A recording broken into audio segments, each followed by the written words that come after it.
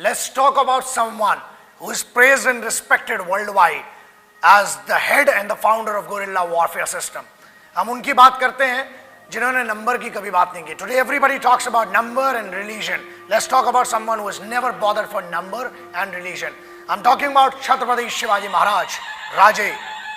लोग कहते हैं कि वो अगेंस्ट है मुस्लिम्स के. You'll have to understand one thing. Let's clear and understand few of the facts.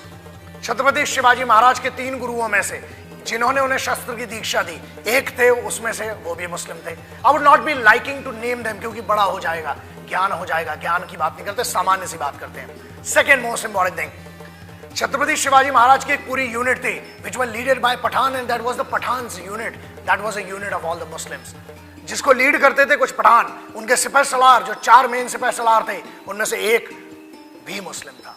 तो याद रखना पड़ेगा कि कोई भी जंग और कोई भी बड़ा नंबर ऐसे नहीं जीता जाता है. उसे जीतने के लिए you will have to make a team and team does not belong to your religion. It belongs to the best people in their best particular jobs.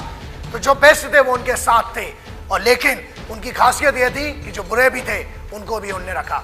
Today we talk about the respect of soldiers which is not found. एक बात करते हैं, उस समय जो योद्धा उनके साथ जंग में थे, जब उन्होंने जंग जीती, उनने उनको क्या दिया? लोग कहते हैं ना कि इंडिया रिच कंट्री क्यों होता है. For example, why they were so appreciated and why they were so lethal and why they wanted to do everything for the country, because of that right and the great leader Chhatrapati Shivaji महाराज.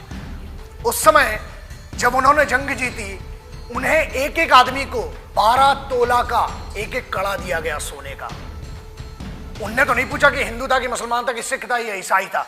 दूसरा, उन्हें 40 बीघा जमीन दी गई, 4000 रुपए दिए गए, उस समय की दीनारें दी गई. इसका मतलब यह था कि रिलीजन नहीं था, उनके काम की इज्जत हुई.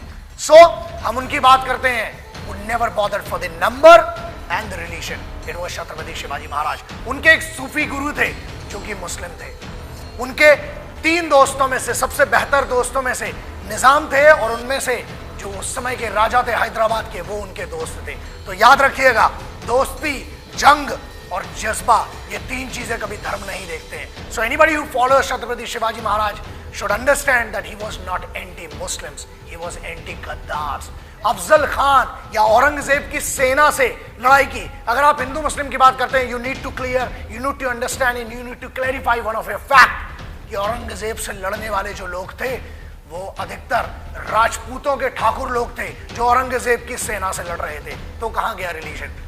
इसका कोई मतलब नहीं होता. ये सत्ता की लड़ाई थी, ये वर्चस्व की लड़ाई थी, परंतु छत्रपति शिवाजी महाराज ने कभी भी मुस्लिमों के खिलाफ लड़ाई नहीं की. 2 मुस्लिम राजा थे जिनके खिलाफ की. So it was not against the religion, it was against some गद्दार्स. तो याद रखिए, जंग में नियम सिर्फ एक ही चीज का होता है.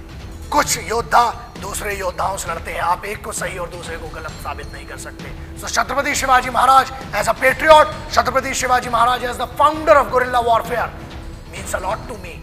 एंड याद रखिए, ये वो छत्रपति शिवाजी है जिसके बारे में लगभग 32 देशों में गुरिल्ला वॉरफेयर सिस्टम पढ़ाया जाता है. विडंबना यह है कि भारत में उतना महत्व नहीं मिलता. कोई बात नहीं, हम जैसे पागल लगे हुए हैं, और एक दिन ऐसे योद्धाओं को इस राष्ट्र का हर बच्चा सम्मान करेगा और इज्जत करना ही पड़ेगी, बिकॉज सच को बहुत समय तक दबाया नहीं जा सकता. जय हिंद, वंदे मातरम, इंकलाब जिंदाबाद, भारत माता की जय.